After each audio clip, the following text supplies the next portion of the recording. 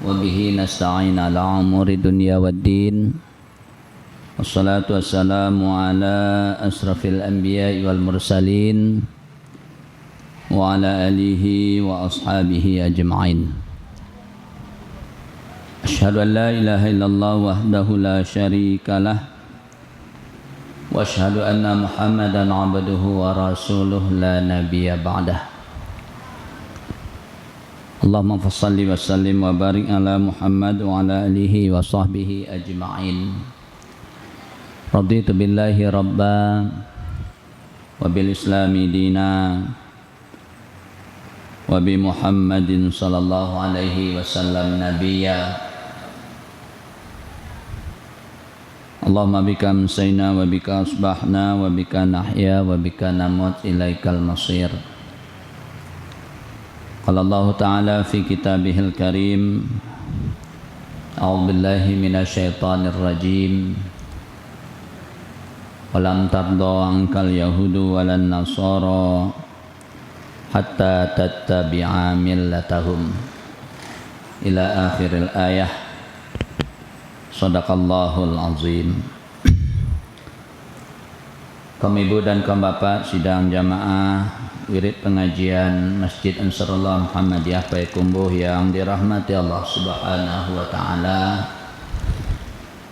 Segala puji dan syukur alhamdulillah terpersembahkan kepada Allah Subhanahu wa taala. Sampai saat ini Allah masih memberikan rahman dan rahimnya kepada kita. Kita masih dapat menikmati udara segar sehingga kita masih dapat melangsungkan kehidupan kita di atas dunia ini. Alhamdulillah telah selesai kita melaksanakan fardu maghrib secara berjamaah. Kemudian salawat beserta salam senantiasa tercurah kepada Rasulullah sallallahu alaihi wasallam, keluarga beliau, para sahabat-sahabat beliau, dan orang-orang yang masih senantiasa menitih di jalan-jalan beliau. Allahumma sholli ala Muhammad wa ala ali Muhammad wa ala alihi wa ashabihi ajma'in wa man tabi'ahum bi ihsanin ila yaumiddin. Kaum ibu dan kaum bapak sidang jamaah yang berbahagia, beberapa pekan kemarin kita mendengar berita bahwasanya ada 3 personel penjaga perdamaian Indonesia saat menjalankan tugasnya pada United Nations Interim Force in Lebanon, UNIFIL. Ketiga personel TNI itu yang tewas atau yang gugur, yakni Mayor Infanteri Zulmi Aditya Iskandar, Serka Anumerta Muhammad Nur Ikhwan, serta Kopral II Farizal Ramadan. 3 putra terbaik Indonesia yang gugur dalam tugas di Lebanon. Buddha Bapak, seharusnya Indonesia dan PBB itu tidak cukup mengutuk keras, tidak cukup untuk hanya sekedar mengutuk keras serangan Israel itu. Karena Israel itu kalaupun 1000 kalilah dikutuk, dia tidak akan menjadi batu, Pak. Tapi PBB itu harus mengambil tindakan tegas, terukur dan mematikan. Sebab Israel itu keras kepala, dia tidak akan tunduk terhadap resolusi. Tapi apa yang terjadi, Buddha Bapak? Mengapa badan yang sebesar PBB itu, Persatuan Bangsa-Bangsa Dunia itu, lemah terhadap penjajah kecil itu, Pak? Merasa lemah, bahkan ia lemah. Itu karena PBB itu adalah bidan yang melahirkan pengacau di dunia ini. Nah, itu. Di PBB itulah yang menjadi bidan yang melahirkan pengacau di dunia itu. Ya. Teringat kita sejarah Ibu dan Bapak ketika Inggris menang dalam Perang Dunia II. Ya. Israel itu didirikan di atas tanah Palestina yang diberkahi. Ya. Maka ikulah Ibu dan Bapak sidang jamaah, PBB itu hanya berisi negara-negara yang hanya bisa bermain drama, berotorika. Ya. Ketika genosida di Palestina, di Uighur, di Kashmir, Rohingya, dan bahkan banyak negara-negara Muslim lainnya yang digenosida, yang dibunuh, yang dibantai, PBB tidak bisa berbuat banyak. Ya. Maka itulah Ibu dan Bapak sidang jamaah yang berbahagia, Allah Subhanahu wa Ta'ala telah jelas-jelas menyatakan di dalam Al-Quran itu, walan tardo angkal yahudu walan nasara hatta tattabi'a millatahum. Tidak senang hati orang Yahudi, tidak ridho hati orang Yahudi itu, orang Nasrani itu, sebelum kamu mengikuti millah mereka. Ibu bapak sidang jamaah yang berbahagia, Rasulullah sallallahu alaihi wasallam sebagai tuntunan hidup bagi kita, sebagai uswah dan qudwah bagi kita yang akan menyelamatkan kehidupan kita. Rasulullah orang yang kita idolakan, pemimpin besar revolusi dunia Islam, baginda Nabi sallallahu alaihi wasallam. Beliau telah memberikan pembelajaran kepada kita Ibu dan Bapak tentang Palestina, wabil khususnya Baitul Maqdis yang terletak di Palestina itu. Apa pelajaran yang telah diberikan oleh Rasulullah kepada kita Ibu dan Bapak sekaitan dengan Baitul Maqdis itu, yang hari ini dibombardir oleh para Zionis Yahudi Amerika beserta sekutu-sekutunya itu. Ya. Ibu dan Bapak, kalau hari ini kita bicara tentang Baitul Maqdis, maka jangan kita pernah menganggap kita ini sekedar isu politik atau hanya sekedar isu negara. Dan jangan pula kita pernah berpikir ini hanya konflik wilayah, konflik tapal batas. Tidak. Dan jangan pula lah kita merasa Ibu dan Bapak iko bukan urusan kita. Karena Rasulullah sallallahu alaihi wasallam Ibu dan Bapak, bagi Rasulullah sallallahu alaihi wasallam itu Baitul Maqdis itu bukanlah hanya sekedar tanah. Baitul Maqdis itu bukan hanya sekedar wilayah. Ia adalah tanah dan wilayah yang diberkahi, tanah yang dimuliakan oleh Allah Subhanahu wa Ta'ala, dan tanah yang terikat langsung dengan akidahnya umat Islam. Maka itulah sebabnya Ibu dan Bapak sidang jamaah yang berbahagia, di dalam surat Al-Isra ayat 1 itu sudah jelas-jelas dinyatakan, Subhanalladzi asra bi'abdihi lailam minal masjidil harami ilal masjidil aqsa alladzi barakna aulahu linuriyahu min ayatina. Ya. Maha suci Allah yang telah memperjalankan hambanya pada suatu malam dari Masjidil Haram ke Masjidil Aqsa, alladzi barakna haulahu linuriyahu min ayatina, yang telah kami berkahi di sekelilingnya. Nah, surat Al-Isra ayat 1. Kita perhatikan Ibu dan Bapak, Allah Ta'ala sendiri yang menyebutnya yang diberkahi di sekelilingnya. Nah, artinya apa? Artinya sejak awal Ibu dan Bapak, sejak sebelum kita lahir, sejak sebelum apa kita ada, sejak sebelum atuk kita alun katih dunia, koleh bahkan sebelum kita peduli, Allah sudah memuliakan tanah itu. Maka poin-poin pentingnya Ibu dan Bapak sidang jamaah yang berbahagia, yang pertama adalah alladzi barakna haulahu linuriyahu min ayatina, yang diberkahi di sekelilingnya. Maka poin penting yang pertama di siko ibu dan bapak, yang diberkahi di sekelilingnya itu adalah Baitul Maqdis. Itu adalah bagian daripada perjalanan iman, bagian daripada perjalanan iman ya.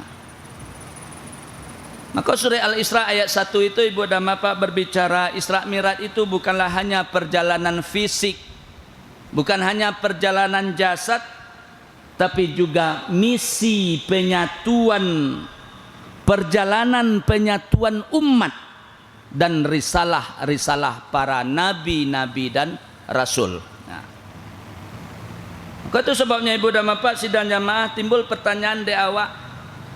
Allah yang maha pengasih, Allah yang maha pengasih, Allah maha penyayang, Allah maha kuasa, dia berbuat sekehendak hatinya ibu dan bapak. Timbul pertanyaan di awak, kok ya Allah berbuat sekehendak hatinya, manga Nabi itu diisrakan dulu dari Makkah nak langsung ke langit pak? Kan bisa Allah berkehendak dari Makkah diangkat langsung Mi'raj ke langit. Tetapi kenapa singgah dulu terlebih dahulu ke Baitul Maqdis? Kenapa harus ke Masjidil Aqsa dahulu? Tidak apa salah dari Makkah langsung ke langit, kan bisa saja pak ya. Tapi kenapa harus ke Masjidil Aqsa terlebih dahulu ibu dan bapak? Maka inilah pembelajaran penting bagi kita, bahwasanya Allah ingin menunjukkan kepada kita umat Islam bahwasanya risalah ini adalah satu. Risalah ikut syahid wahid satu. Nah, risalah Islam satu. Tidak mengenal Islam Indonesia, tidak mengenal Islam di Amerika, tidak mengenal Islam di Arab. Risalah Islam itu wahid satu. Kemudian yang kedua, Allah ingin menunjukkan kepada kita bahwasanya ibu dan bapak, kenapa dari Masjidil Haram ke Masjidil Aqsa, singgah dahulu ke Baitul Maqdis itu.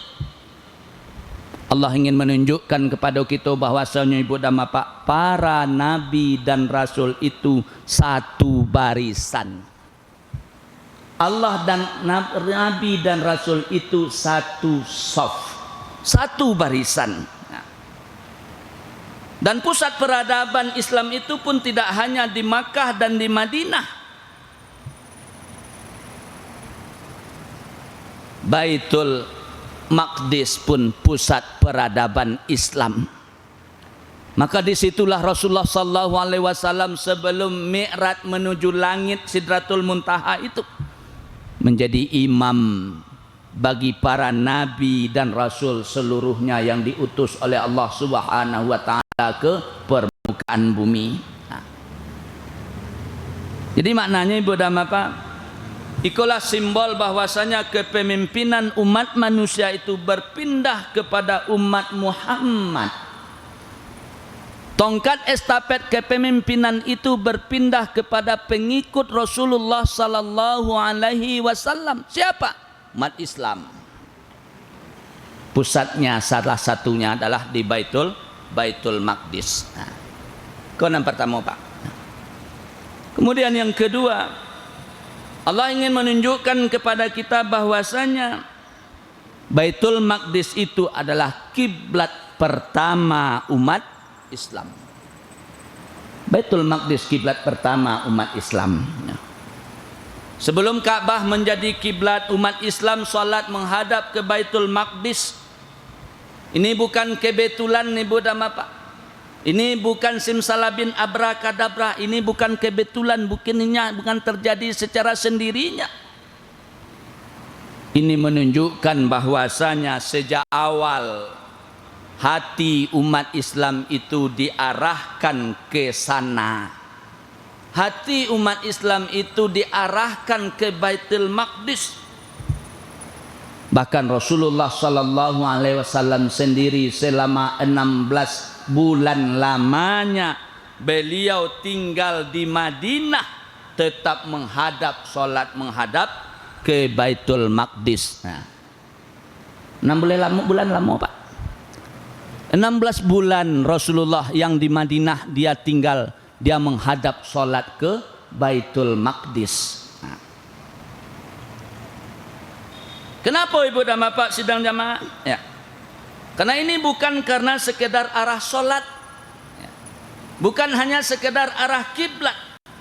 Ini adalah arah perhatian, arah fokus, arah kepedulian, dan arah keterikatan hati kaum muslimin.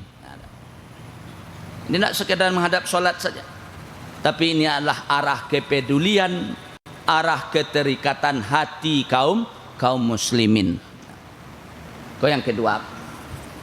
Kemudian yang ketiga ibu dan bapak, karena Allah ingin menunjukkan bahwasanya Rasulullah sallallahu alaihi wasallam itu tidak pernah mengabaikan Baitul Maqdis.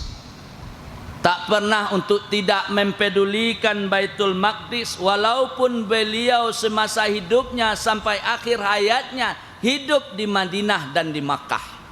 Hidup di Makkah dan di Madinah, tapi beliau tidak pernah mengabaikan Baitul Maqdis. Sehingga dalam sebuah hadis ibu dan bapak sidang jamaah, walaupun beliau sibuk dengan berdakwah, sibuk dengan membangun masyarakat, sibuk untuk mengajak umat ke dalam Islam yang kafah itu, beliau tidak pernah memutuskan hubungan dengan Baitul Maqdis. Dalam sebuah hadis beliau bersabda, janganlah kalian menyengaja melakukan perjalanan kecuali ketiga masjid, Masjidil Haram, masjidku ini, dan Masjidil Aqsa. Nah, hadisnya sahih ibu dan bapak, hadis riwayat Muslim. Ya. Jangan kalian menyengaja untuk melakukan perjalanan kecuali ketiga tempat, Masjidil Haram, masjidku ini, dan Masjidil Aqsa. Jadi artinya apa ibu dan bapak sidang jamaah yang berbahagia? Di bumi ini ada 3 pusat spiritual umat Islam.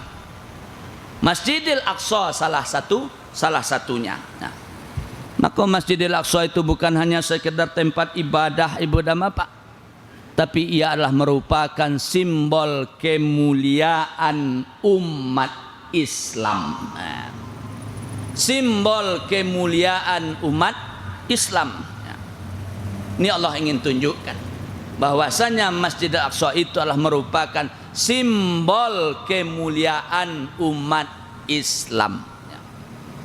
Kemudian yang keempat, Allah ingin menunjukkan kepada kita bahwasanya ibu dan bapak sidang jamaah, bahwasanya sikap Rasulullah sallallahu alaihi wasallam, keterikatan, hubungan emosional itu bukan hanya sekadar simpati, tapi lebih daripada itu, empati.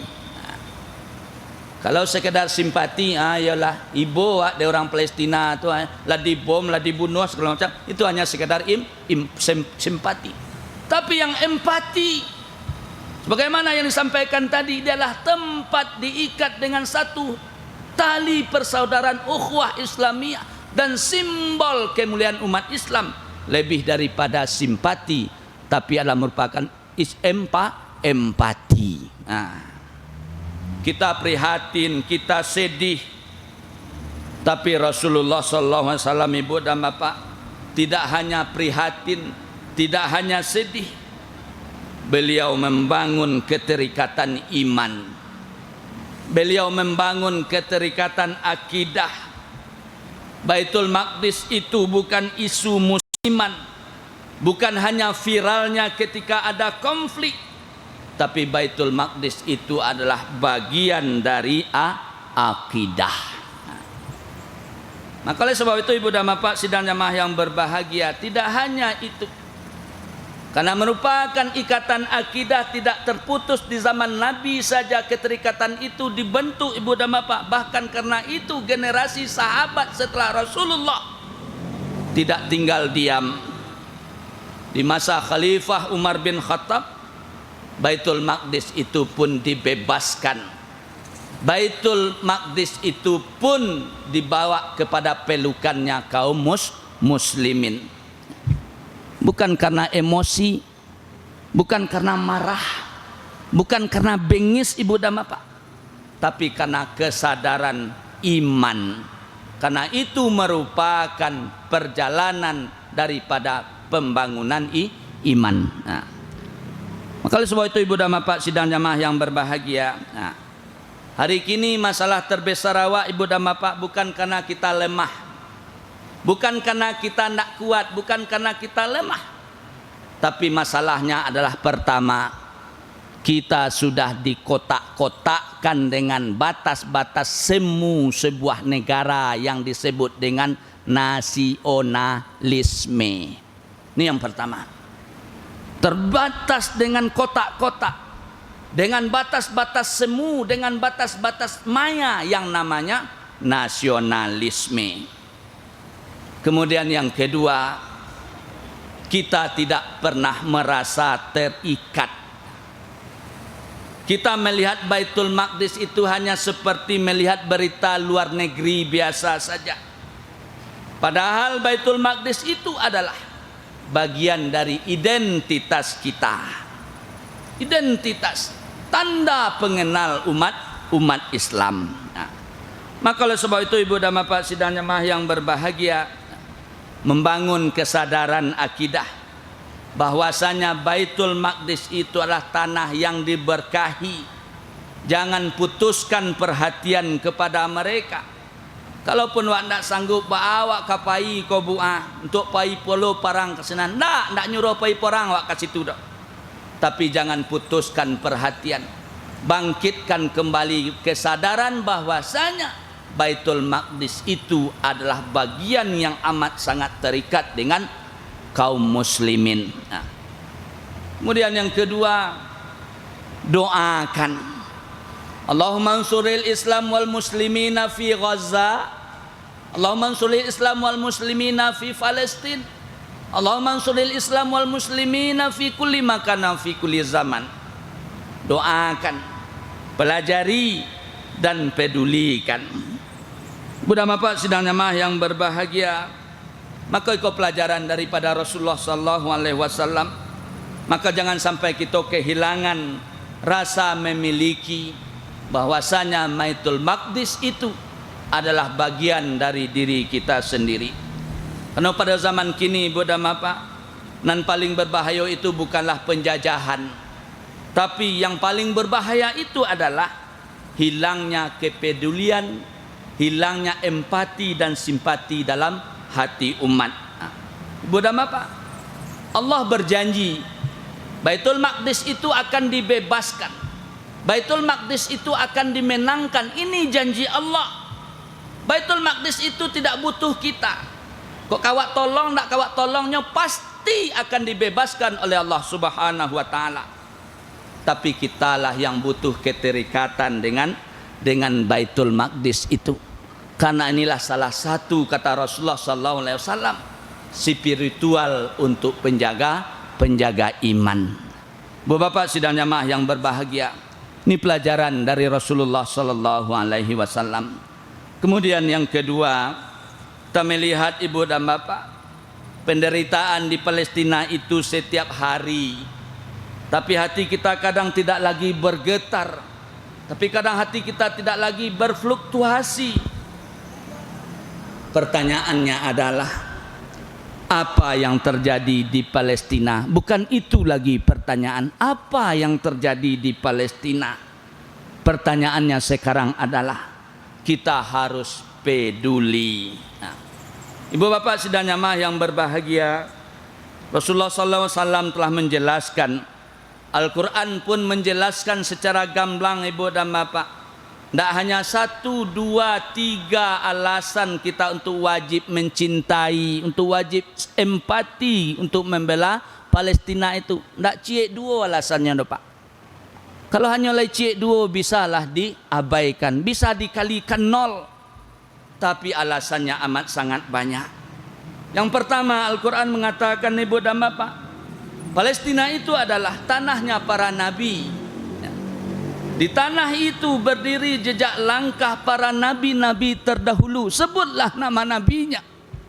Khalilullah Ibrahim alaihi salam, Nabi Musa alaihi salam, Nabi Isa alaihi salam.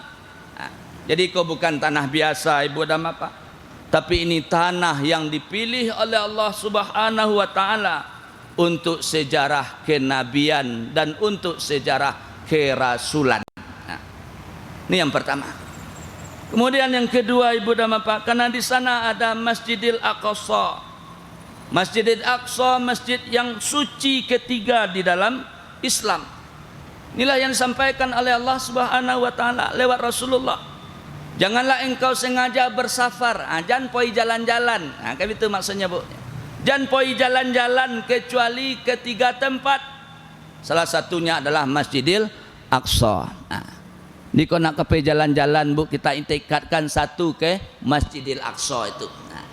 Kadang-kadang enggak, Bu. Setiap tahun kau kemana jalan-jalan? Ke Bali. Pergi ke Bali lah tambah Rasul, Pak. Cari ke Bali ya. Apa jalan-jalan ke Bali? Kemana jalan-jalan le? Teng ke Malaysia. Kodak-kodak lah tu, Pak. Santiang lo kodak-kodak tu dipoto patuang nang godang tu, patuang nama tu kuning warna. Selfie patuang tu. Perjalanan yang disuruh dianjurkan oleh Rasulullah, janganlah menyengaja untuk berwisata berziarah kepada tiga tempat. Satu diantaranya adalah Masjidil Aqsa. Tapi hari ini Ibu dan Bapak sidang jemaah, karena Masjidil Aqsa itu di dalam pengawasan, di dalam genggaman para Zionis, awak pun diharamkan untuk pergi ke situ dulu sementara. Yang kedua, maka Ibu dan Bapak, yang ketiga, karena Al-Aqsa itu adalah kiblatnya pertama umat Islam. Sebelum menghadap ke Ka'bah, umat Islam solat menghadap Al-Aqsa. Artinya apa? Al-Aqsa itu pernah menjadi pusat ibadah umat ini, menjadi pusat ibadah umat Islam. Kau yang ketiga. Kemudian yang kampai Ibu dan Bapak, apa alasannya Ibu kita peduli dan empati? Karena Palestina itu disebut oleh Allah di dalam Al-Quran.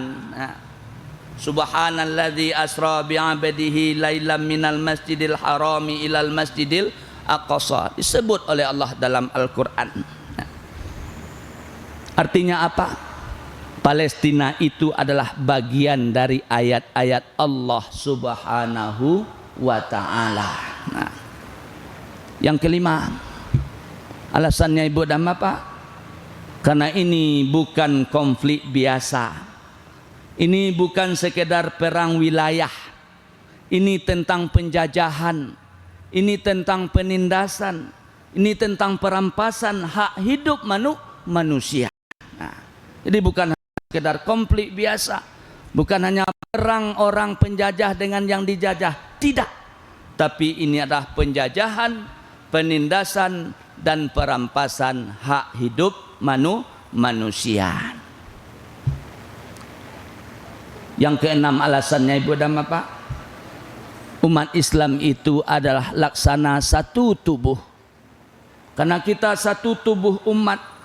Rasulullah sallallahu alaihi wasallam menyatakan al-mu'min kal jasad. Orang mukmin itu seperti satu tubuh. Kalau satu bagian sakit, seluruh tubuh ikut merasakan sakit. Palestina terluka, Palestina teraniaya. Tapi kalau kita diam Ibu dan Bapak, kalau kita ontok, kalau kita diam, kalau kita tidak peduli, berarti ada yang salah dalam masalah iman kita. Itu saja. Ketika kita tidak peduli, berarti iman kita bermasalah. Kalau sebab itu Ibu dan Bapak sidang jemaah yang berbahagia. Kemudian yang ketujuh, sejarah membuktikan bahwasanya ikatan kaum muslimin itu selama ratusan tahun Ibu dan Bapak. Palestina itu berada dalam kekuasaan Islam. Mulai dari Rasulullah sallallahu alaihi wasallam, lanjut kepada generasi sahabat Khalifah Umar bin Khattab, lanjut kepada tabi'innya Salahuddin Al-Ayyubi yang membebaskan Yerusalem itu. Jadi ini bukan cerita yang jauh daripada kita Ibu dan Bapak. Ini adalah bagian cerita dari sejarah kita kehidupan umat Islam. Kemudian yang kedelapan Ibu dan Bapak sidang jamaah, alasannya adalah karena ini adalah ujian kepedulian kita. Ujian kepedulian. Allah tidak akan tanya kita ibu dan bapak, kamu kuat atau tidak. Allah tidak akan tanya. Tapi Allah akan tanya, kamu peduli atau tidak.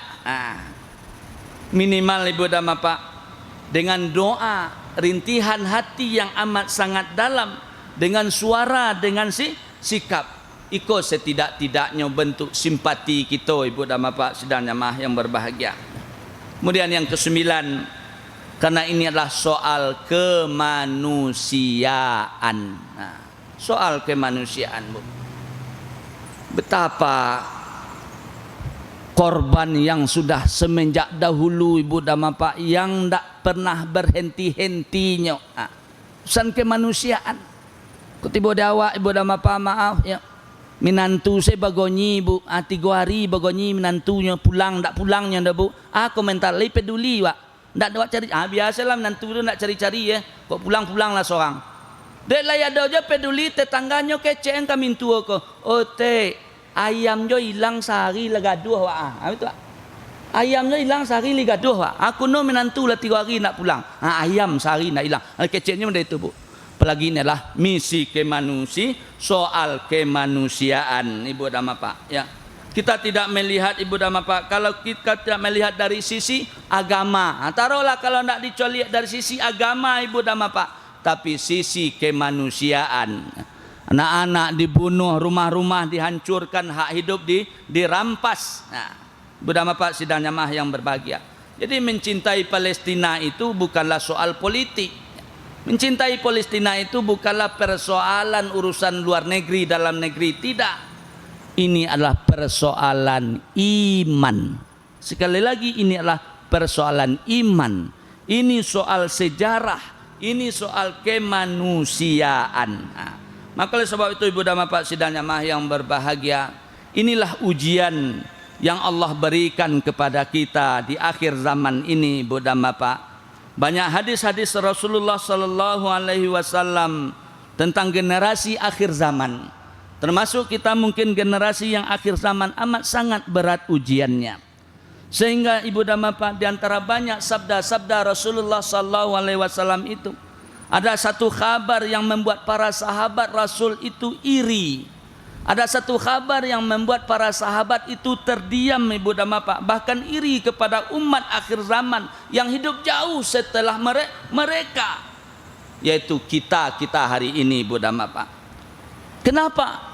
Bukan karena mereka mulia, tidak, tetapi karena ujian mereka jauh lebih berat ketimbang ujian yang dialami oleh para sahabat dahulu. Maka dalam sebuah hadis Rasulullah merindukan ibu dan bapak umat akhir zaman ini. Dalam sebuah hadis beliau berkata kepada sahabat, astaqatu ila ikhwani qalu awalasna ikhwanaka ya Rasulullah qala antum ashabi ikhwani alladzina amanu bi walam yarani. Suatu ketika aku sangat rindu kepada saudara-saudaraku, kata Nabi. Maka para sahabat bertanya, ya Rasulullah, bukankah kami saudaramu? Bukankah kami saudaramu wahai Rasulullah? Beliau menjawab, kalian adalah sahabatku. Saudaraku adalah mereka yang datang setelahku, mereka beriman kepadaku, padahal mereka belum pernah melihatku. Coba bayangkan ibu dan bapak, kata Nabi dia rindu dengan saudara-saudaranya. Siapa saudara Rasulullah? Mereka yang datang setelahku. Mereka datang setelahku, dia beriman kepadaku dan dia belum pernah melihatku. Ibu dan bapak sidang jamaah, coba kita bayangkan ibu dan bapak, kita belum pernah melihat wajah Rasulullah, belum pernah mendengarnya suara Rasulullah, belum pernah melihat secara langsung, namun mereka itu tetap beriman kepadaku. Belum pernah dengar suara Nabi lebu, belum pernah wak mencari wajah Rasulullah ibu dan bapak, tapi mereka berusaha untuk beriman kepadaku. Nah, aikolah imanan paling mahal ibu dan bapak di akhir zaman. Iman yang paling mahal di akhir zaman iko. Maka oleh sebab itu ibu dan bapak dan jamaah yang berbahagia, ujian generasi di akhir zaman itu amatlah sangat berat. Dia bukan dengan senjata, tapi ujiannya berupa kenikmatan, berupa godaan, berupa inang iming-iming kehidupan dunia. Nah, maka ibu dan bapak sidang jamaah, Rasulullah SAW pun menyatakan, ya'ti 'alan nasi zaman asabiru fihim ala dinihi kal qabidi 'alal jamri. Akan datang suatu masa, akan datang suatu zaman orang-orang yang sabar dalam agamanya seperti memegang bara api. Nah, amat sangat dalam maknanya ibu dan bapak. Maka di akhir zaman itu ibu dan bapak menggenggam bara api. Nah, menjaga solat terasa berat. Menjaga solat terasa berat. Kebodohan dipelihara. Kebodohan dipelihara. Amat sangat berat. Mau ibu dan bapak, komoh semoh-mohnya. Inilah tugas kita untuk mencerdaskan umat itu. Bagaimana umat itu tidak jumut dalam kebodohan. Nah, kepatangko rayo bu. Bu rayo hari apa tang bu?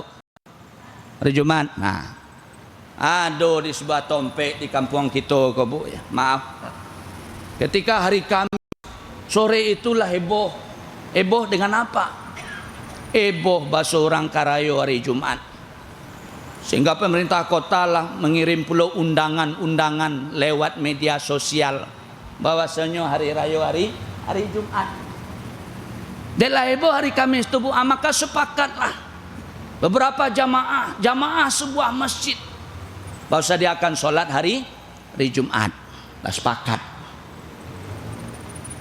Selesai berbuka maghrib. Setelah solat maghrib, dia sepakat cako ibu dampakkan solat tentu ditutup lagi ibadah tarwih eko dengan takbir la takabirnya bu. Allahu akbar, Allahu akbar, la ilaha illallah, wallahu akbar, Allahu akbar, walillahil hamd.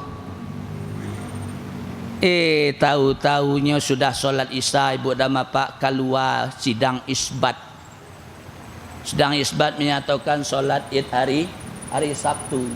Dek keluar sidang isbat, pengumuman sidang isbat ibu dan bapak, jamaah cako sudah solat isya, nyampai puluh solat tarawih balik. Apa yang terjadi pak? Sudah maghrib lah takbir. Sudah isya, dia menangani isbat hari Sabtu raya. Solat tarawih. Ini tugas. Ini ujian yang amat sangat berat. Kemudian menjaga pandangan ibu bapak menjadi perjuangan. Ya. Menolak maksiat itu dianggap aneh oleh orang hari ini. Orang baik justru dianggap asing. Orang baik justru dianggap aneh. Bahkan orang baik bahkan kadang dikebiri, bahkan dikibuli. Nah. Maka ibu dan bapak, hari ini iman itu tidak lagi diuji dengan pedang. Iman itu tidak hari ini lagi diuji dengan senjata, tapi iman itu diuji dengan kenikmatan, diuji dengan godaan, dan diuji dengan kelalaian. Nah, maka itu sebut Rasulullah SAW menyampaikan ibu dan bapak, badiru bil amal fitanan kaqita'il lailil muzlim yusbihur rajulu mu'mina wa yumsi kafira. Bersegeralah beramal sebelum datang fitnah, seperti potongan-potongan malam yang gelap. Seseorang yang paginya beriman, sorenya menjadi kafir. Nah, bayangkan ibu dan bapak, potongan-potongan fitnah itu laksana semut hitam yang berjalan di tengah malam di batu hitam yang kelam. Nah, coba bayangkan pak, semut hitam yang berjalan di atas batu hitam di tengah malam yang kelam. Begitu fitnah-fitnah potongan malam yang gelap itu. Ini ansiknya ibu dan bapak, gambaran akhir zaman awal.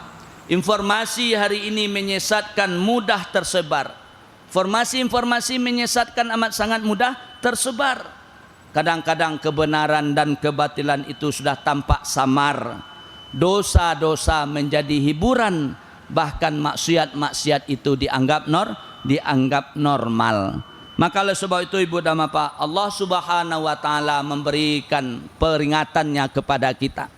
Innalladzina qalu rabbunallah tsumma istaqamu tatanazzalu alaihimul malaikah alla takhafu wa la tahzanu wa absyiru bil jannati allati kuntum tu'adun. Orang-orang yang menyatakan kami beriman dan kemudian mereka meneguhkan pendirian mereka, turun kepada mereka malaikat-malaikat yang berkata, janganlah engkau khawatir dan janganlah engkau gusar. Wa absyiru bil jannati allati kuntum tu'adun, dan gembiralah engkau dengan surga yang telah dijanjikan oleh Rabb engkau. Maka oleh sebab itu ibu dan bapak sidang jamaah yang berbahagia, ikulah justru kemuliaannya terdapat bagi orang-orang yang beriman, orang-orang yang beristiqomah dengan pendiriannya itu. Karena generasi kita akhir ini hidup di tengah-tengah fitnah subuhat, hidup di tengah-tengah fitnah syahwat, hidup di tengah-tengah teknologi yang tanpa batas, dan dosa-dosa pun mungkin diperoleh dan didapatkan tanpa harus keluar rumah. Maka Allah berikan rambu-rambunya kepada kita dalam surat Fussilat ayat yang ke-30 itu.